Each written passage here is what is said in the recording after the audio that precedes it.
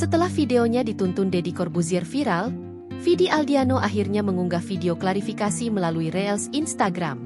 Dalam pembukaan video tersebut ia menuliskan, "Clarification berita yang kurang akurat tentang kesehatan gue."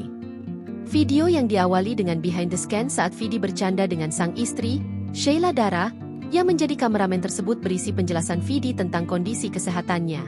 Menurut Vidi, video ini sengaja ia buat setelah melihat banyaknya pemberitaan yang kurang akurat terkait kondisi pemberitaannya setelah manggung di RCTI.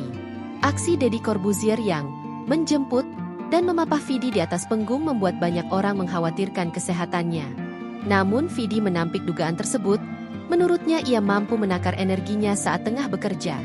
Apalagi ia merupakan orang yang sangat antusias dan selalu senang jika bisa memberikan yang terbaik saat bekerja. "Intinya gue cuma mau bilang terima kasih buat yang udah concern, udah doain, tapi sesungguhnya gue gak sesakit itu," ujarnya dikutip pada Rabu, 27 Agustus 2025. Bahkan Vidi mengaku malah merasa overthinking dengan kondisi kesehatannya setelah membaca berita-berita tentang dirinya sendiri. Ia pun kembali menegaskan jika saat ini kondisinya baik-baik saja.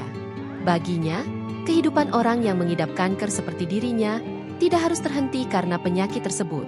Vidi mengaku merasa terus hidup saat ia bisa bermanfaat buat banyak orang, termasuk bernyanyi dan membuat orang lain tersenyum.